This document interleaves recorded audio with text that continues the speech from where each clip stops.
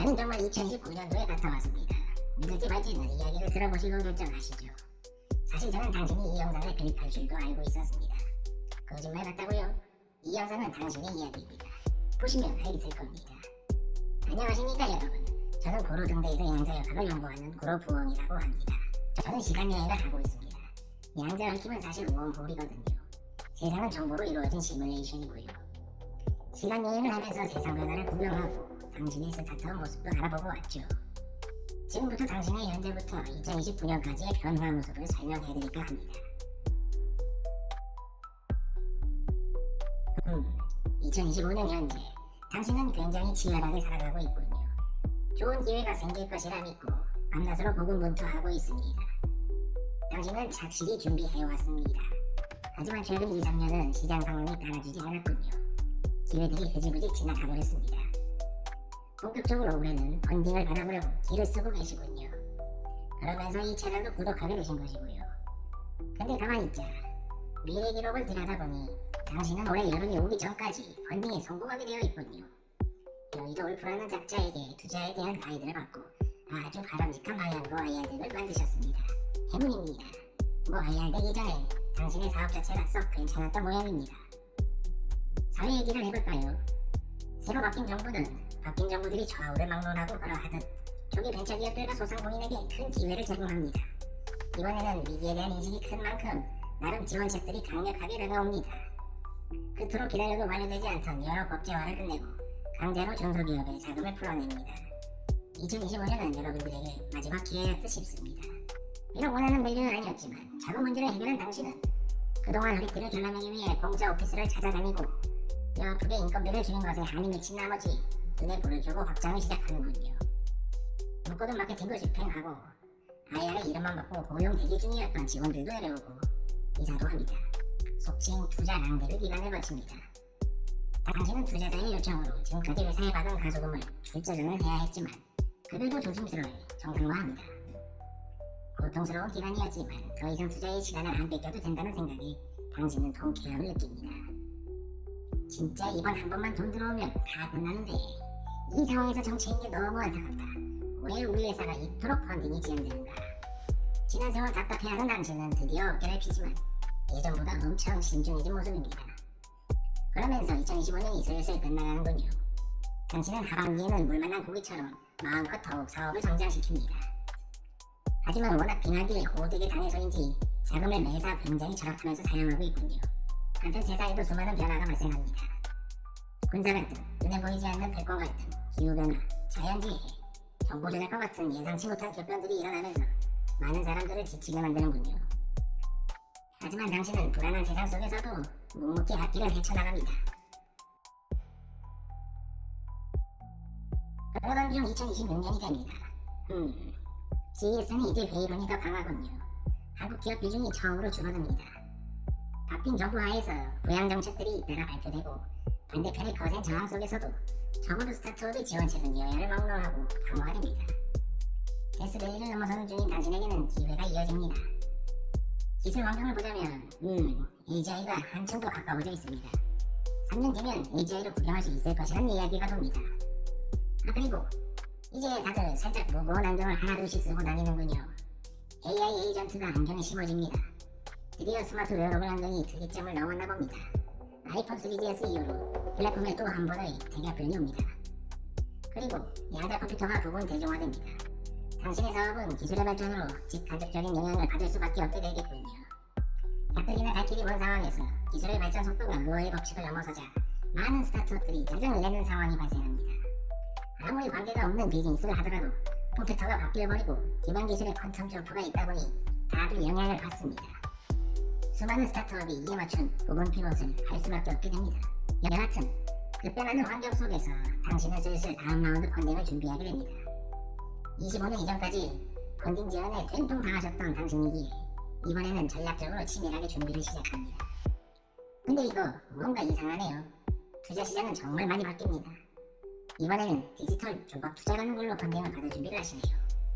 제도권에 완전히 편입된 조각 투자로 인해 당신 회사는 5만 원이 전 재산인 초등학생에게도 0.01주를 받는 등 손쉽게 투자를 얻게 되는군요.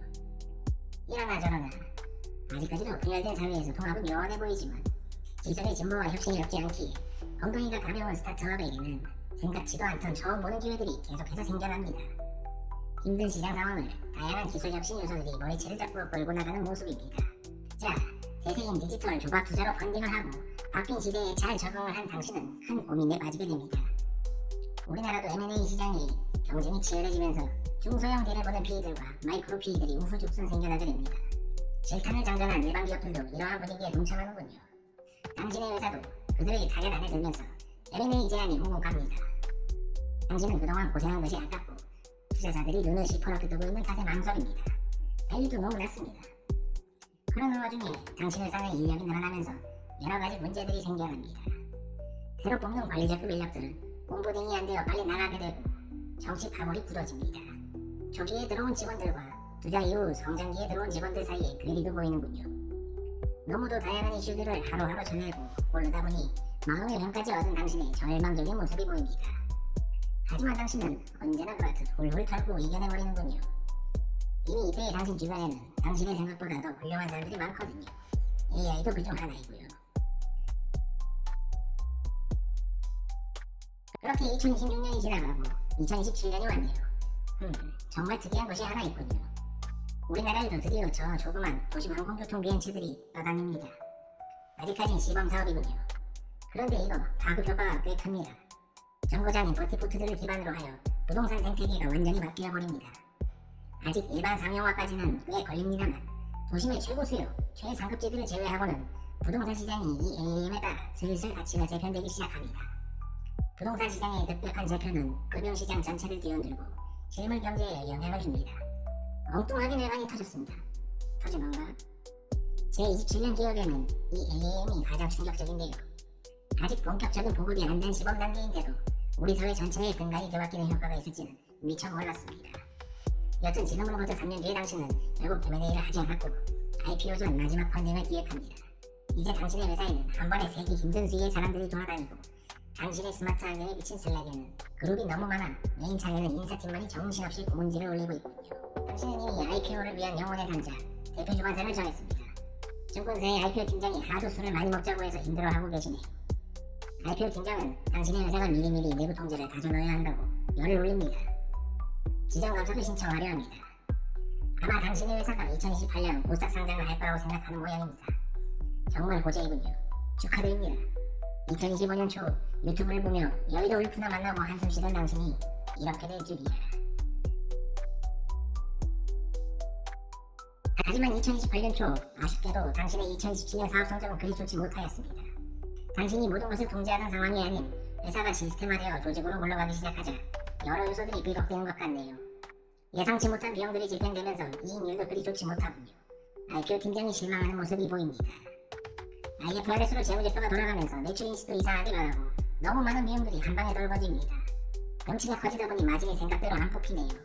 투자자들도 같이 실망하는군요. 지치지 않고 사업을 해나가는 당신도 에너지를 너무 쓴 탓에 피로감을 느낍니다.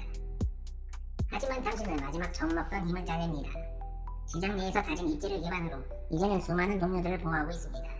해외에도 진출하고 계시는군요. 한 번 더 좋은 도약 기회가 찾아옵니다.